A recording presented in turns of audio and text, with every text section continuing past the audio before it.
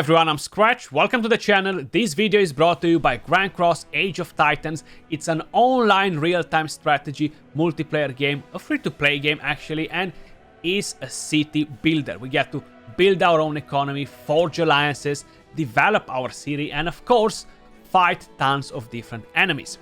Basically, this will be the ultimate beginner guide. I'm gonna try to help you out, guys, give you some tips on how to progress at a fast rate. And when we are talking about the game itself, this is kind of like the main interface. This is where all the action happens in your city. Then, of course, you're gonna have the world map, which is massive, tons of different points of interest, a lot of different things to cover in the game.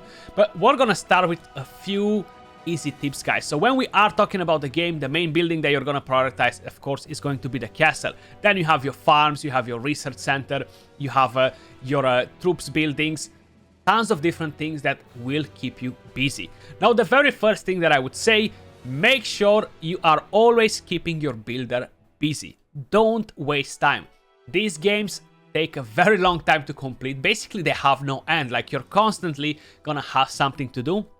So ensure that your builders are always busy, basically. Don't let them to chillax at all. So let's actually go ahead, start the building right there.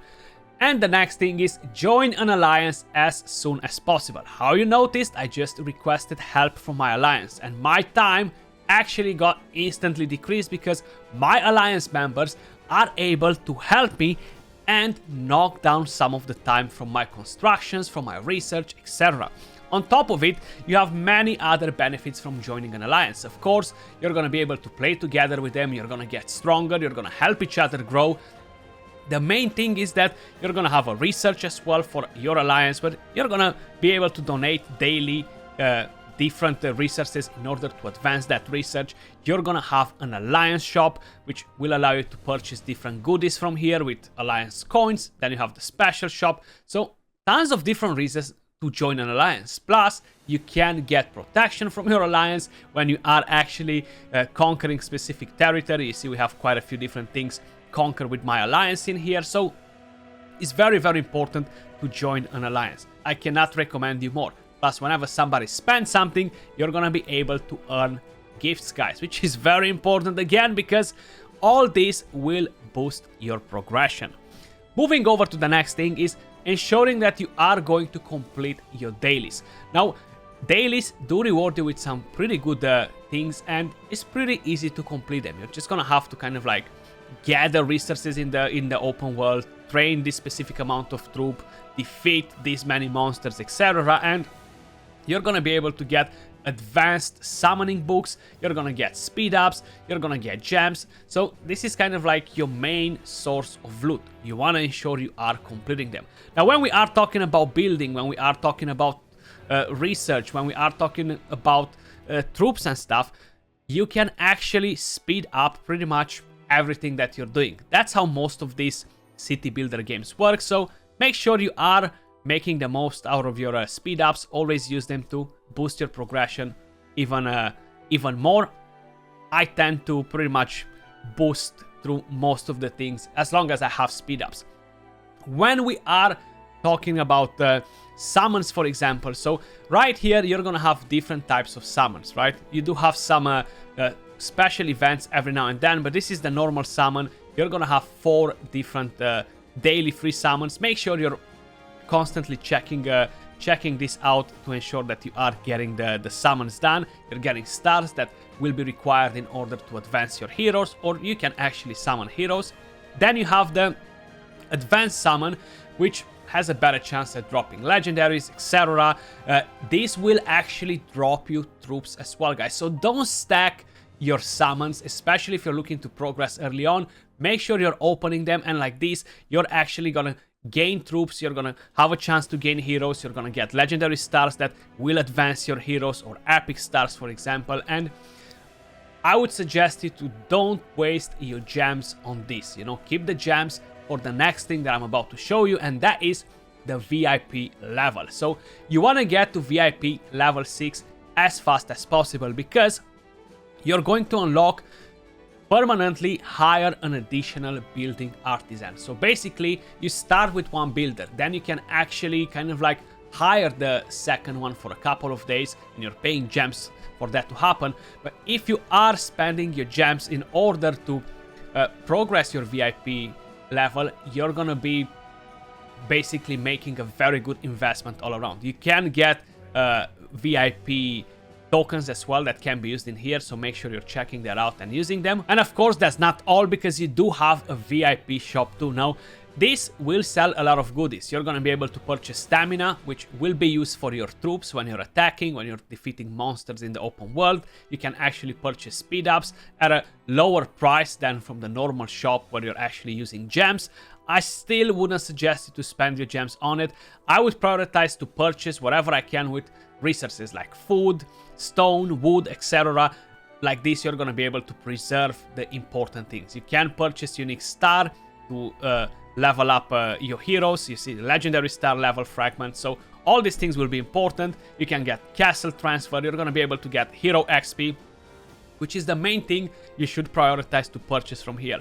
It's pretty hard to level up your heroes after you pass a specific point, so prioritizing XP is really, really important. And talking about heroes, guys, we have different rarities: legendaries, unique or epic. You have rares, you have uncommons. Now, I wouldn't suggest you to invest in anything below unique and legendary for the beginning, because these are the heroes that will really give you value. And if you're free to play by any chance, it's gonna be a bit harder for you guys to advance your legendary heroes, because you need legendary stars, and of course you're gonna need a lot of hero XP for all the rarities, so make sure you are purchasing the hero XP from the markets, and maybe prioritize a unique hero instead of a legendary if you are free to play. The next thing that I want to cover are actually the troops, because hey, we're building our city, but we need to develop an army if we want to be successful and actually stand a chance in a game like this, in a war game, right?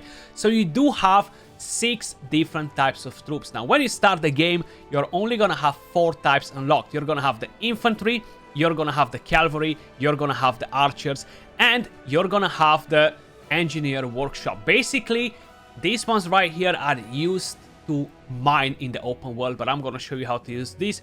I wouldn't necessarily prioritize investing too much in this type of troops, but I would prioritize in working on either cavalry, either archers, whatever you guys fancy the most. Now, each one of these troops kind of like have weaknesses and strengths against each other. So if we are talking about archers, they are strong against infantry.